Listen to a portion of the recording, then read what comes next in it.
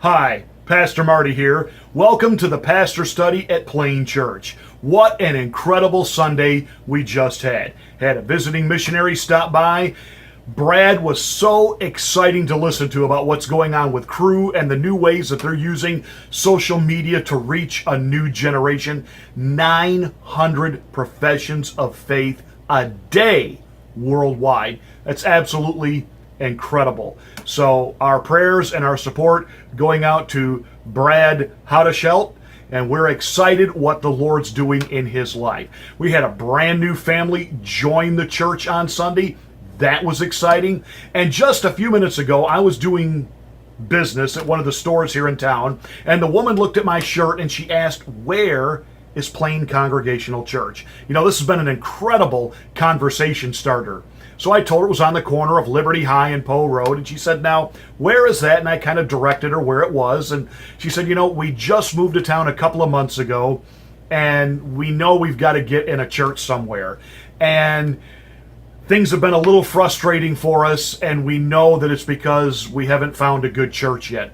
So, of course, I extended an invitation for her to come here, talk to her about our website, and she promised that she and her family are probably going to visit this Sunday. But you see, we had this little conversation starter that got the ball rolling. And I've got some conversation starters for you. We put a post up about this on our Facebook page, and that's this little track right here, "A Place for You." Now, some of you may not be used to using gospel tracks, so let me share with you a couple of reasons why we use a gospel track. First of all, you're going to be asked by people from time to time as you talk about your church, and I'm hoping you're talking about your church, that when you talk about your church, they're going to want to ask some information about, well, what goes on there? What kind of things do you offer? What kind of church is it like? And after you have answered those questions about what you think of the church, the music program, the youth and kids programs, and all that goes on here, you want to be able to put something in their hand. And this is a great little thing to put in their hand. But inside, the Romans Road to Heaven. Just a simple presentation of the gospel. Our church and service times on the back, where we're located, information about our website. It's all there. You can use this, give these out. We've got them located for you out in the lobby in two places. We've got them located for you inside the auditorium. Grab these, take them with you. There's another reason you want to be able to use gospel tracts, and that's your opportunity not only to invite them to church, but to invite them to a personal relationship with Jesus Christ. And when you do that, it is an exciting opportunity that you have to be a witness for Him. But sometimes you can't always stay and get involved in a full-length conversation. Hand them a track. And these work anywhere. You can, I like to leave these with my tip for the waiter inside, or the waitress, the wait staff inside. Now, don't leave this as the tip. Nay. Our name is on the back. We don't want them thinking that people from Plain Church are, well, you know, cheap. You put your tip inside, leave that on the table for the wait staff. It is amazing what God will do, especially if you put a good tip inside. They're a little bit more likely to take the time to read it. What an opportunity. Leave these in places like waiting rooms and doctor's offices and dentist offices, especially waiting rooms at the hospital. People that are grieving, people that are scared, looking for comfort, looking for answers, they'll pick one of these up, and I promise you they will read it. You stay at a hotel, open the drawer where they keep that Gideon Bible in the desk, put one of these with it. You have no idea how the Lord can take this as seed and what He can turn it into and what He can grow from it. So here's an opportunity, a simple way you can be an effective witness, an effective testimony for Jesus Christ, and at the same time promote a pretty good church. That would be this church, Plain Church, the Plain Congregational Church. Now, we've got some exciting things coming up over the next few weeks. In a couple of weeks, I'll be taking about 11 teenagers, a couple more I'm hoping, to Point Fest, which is a Christian rock festival at Cedar Point. So they'll be able to ride rides and here's some great contemporary Christian music. That's going on September the 16th. I'll also be involved in a area-wide pastors prayer meeting that morning. Then that Monday, I've got another pastors fellowship I'll be going to, sponsored by the Gideons. Coming up at the end of the month, S'mores Wars. Now you might be wondering, what are S'mores Wars? Well, s'mores traditionally are 2 graham crackers, marshmallow, and chocolate. That's traditional. Remember, we're trying to break out of some of our traditional mold here a little bit, and I thought one of the great ways to illustrate that would be through one of my favorite snacks, s'mores.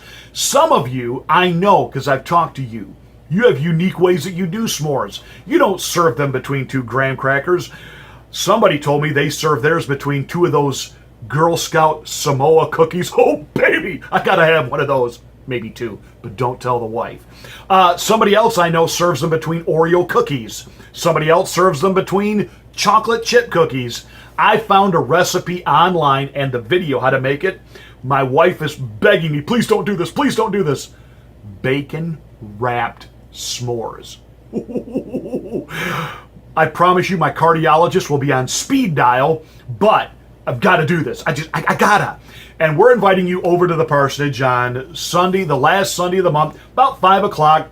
We've got a beautiful fire pit in the backyard. Bring a lawn chair, bring your s'mores stuff, especially if you like unusual kind of s'mores.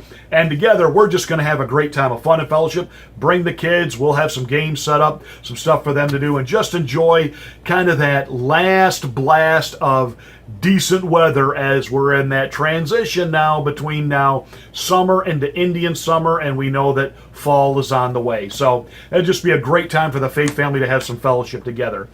Coming up the end of October, this I'm very excited about. October the 28th. Trunk or Treat. We're going to make that a fall festival. It's going to be our first real big outreach into the Bowling Green area. We're going to do this on a Saturday, 1 to 3, and here's how it works if you're not familiar with how Trunk or Treat works. We need many of you, all of you, to bring your cars here. We're going to set them up strategically in our parking lot. In the back of your cars, you're going to be serving candy. Halloween candy from. Now, listen, we're going to stay away from ghosts and goblins, ghouls and witches and all that stuff. Now, we can't obviously control what kids from the community wear to this, but we as a representation of Jesus Christ, as a representation of Plain Church, we're not going to promote that ourselves, but if kids show up dressed like that, that's okay, because we're using this as an opportunity to reach families, to let families know what's going on here at the Plain Church, because if the kids come, mom and dad, they're going to come too. So we're going to serve candy. I'm going to need a refreshment tent set up where we can have something maybe like cotton candy, maybe some candied apples. We'll have bounce houses as well as hay rides going on. So it's going to be like a fall festival. But we'll also be doing a kids version of this track to put in the hands of every family that comes. And we're really want to just blow the doors off this thing.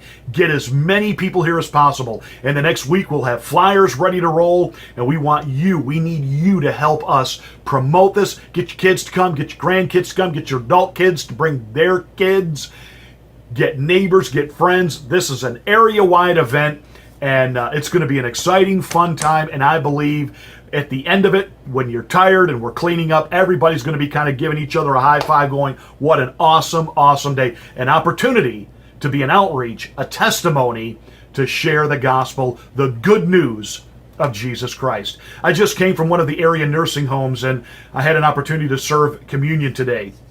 And I got these, I had Lisa, my secretary, get these self-contained communion packs, and I'm going to be honest with you, that's some of the grossest grape juice I've ever tasted in my life. But what an opportunity, what a joy it was to spend a few moments and share communion there in the nursing home. And I couldn't help but think, we have made, whether it's communion, baptism, sharing the gospel, we made it all kind of an in-church type of thing. And while I am all for getting as many people in church as possible, the gospel is worthless if we just contain it within the walls of our building. The gospel is meant to go everywhere. And it begins by not you having to necessarily give a theology lesson to everyone or confront everyone about their sin and degradation. It just comes from you living your Christian life out loud and on purpose. That means bring your Christianity out of the closet. Let people see it. Live it in front of people. And as you do that, it gives you opportunities to share your faith, because people are going to want to know, what is it about you that makes you different? But please be different in a good way, because we know sometimes Christian people can be different in a odd way, well, you understand. You understand. But we want you to be zealous in your faith, talking about what God has done for you, talking about the church that you are a part of, and how God is working through that church in your life and for your family.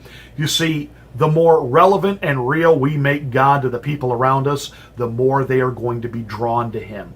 And let the Holy Spirit use you like that. And I promise you, you talk about living a fulfilled life, that's it. Well, my week is a little off because, of course, we had a